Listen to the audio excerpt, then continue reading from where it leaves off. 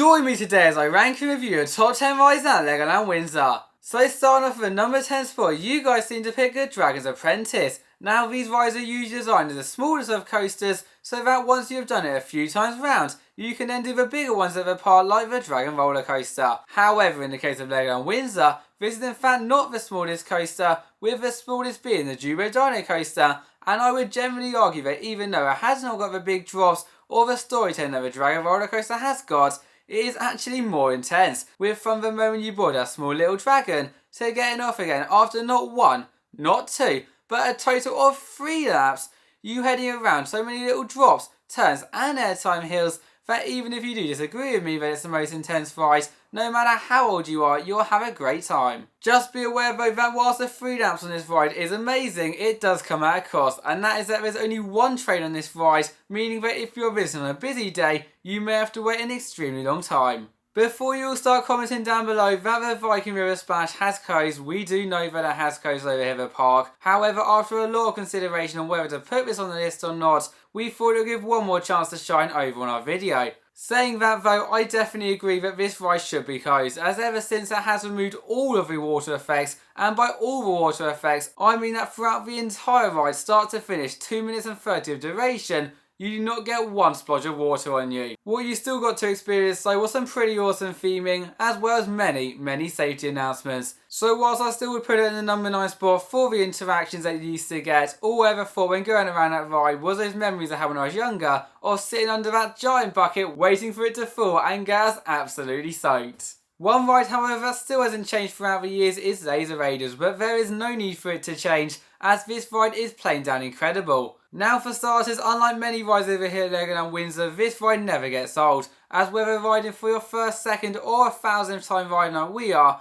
you will still have the fun of being able to compete against your friends and family, shoot new targets, work out which one gets the highest points, and of course help Johnny Thunder defeat the bad guys. And on top of that, unlike the Laser Raiders or Lost Kingdom Adventures at the other Legoland parks where they normally work as a continuous moving ride vehicle, you will unfortunately not get the short queues that they get, but what you will get instead is a lot more theming as you head around the rooms, some special doors that open up as you head into the next area, and in my opinion a much better ride. Ahoy there me hearties, and welcome to our next attraction, which hopefully as you guessed by my horrendous accent, was Jolly Rocker. And similar to all pirate ship rides, your experience will totally vary depending on where you're anchored upon the ship. As for anyone who chose to go in the middle of the ship, whilst you heave-ho back and forth, you will not rise that high above the ground, but you will still get to experience the fun and excitement of a ride. However, for all the thrill seekers out there who dare to choose the back of the ship, well, get ready to shiver your timbers, as throughout the entire ride you'll always be coming out of your seats till you can't scream no more, normally after around 2.5 minutes, but on those quieter days it could even be a bit longer than that.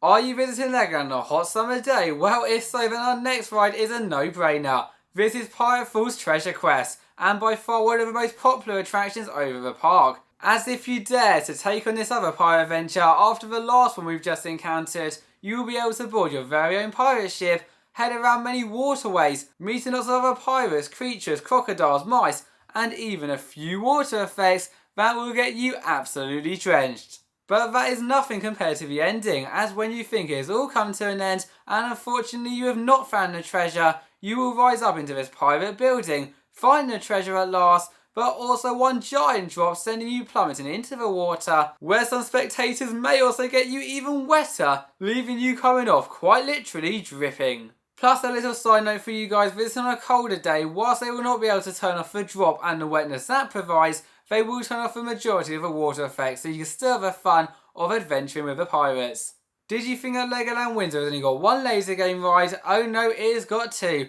as the second and clearly the better one out of the 2 is Lego NINJAGO, where this time, instead of shooting the bad guys like this, boo boo boo, you will be shooting the bad guys like this, just like a real ninja. And while some people, arguably the ones who aren't very good at this game, would say that it makes it a lot harder and doesn't really work, the true ninjas in the group will know how to master all the elements whilst they head around all the different training scenes and then eventually come face to face with the Great Devourer. How awesome does that sound? Get ready to party guys, as taking our number 4 spot is the Haunted House Monster Party, where monsters alike will be joined together for one really crazy ride. And by totally crazy, I mean that after you've queued up in a pretty short queue line nowadays, went into the pre-show room where you'll be greeted by Lord Vampire himself and an awesome disco party, then boarded at the banquet table, you will somehow go completely upside down without actually flipping upside down. For me though, the best part of this ride is the soundtrack, as whilst the building is starting to get a bit old now, and so is the ride system itself,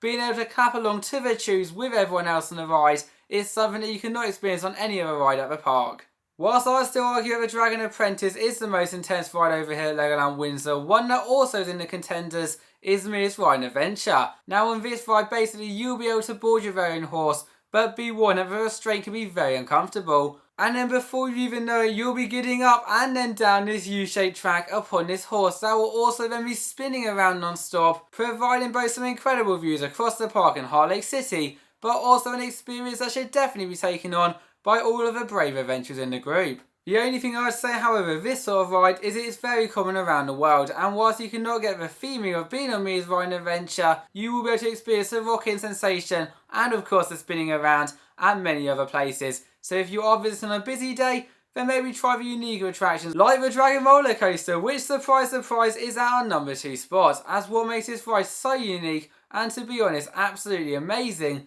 is that unlike most rides where you'll just have a coaster or an awesome storyline, on this ride you'll have both, with the queue line in fact being around the castle turrets, and even the coaster begin with a dark ride sort of elements where you will go around the castle walls seeing what life is like within the castle and maybe even spotting the dragon itself before you then race around the trees building up some crazy speeds, especially during that drop through the tunnel. Okay, it is a no-brainer, but our number 1 spot has got to go to Fly the SkyLion. This ride is truly one of a kind, and whilst it may look like a giant cinema screen at first, when you are upon that seat, which FY will rock around, be sprayed with smell sensors and special effects, and carry up to 80 people, meaning that the queue lines are often quite short for this ride too, you will very quickly realise why this ride is up there. Thank you all for watching and see you next time. Bye bye.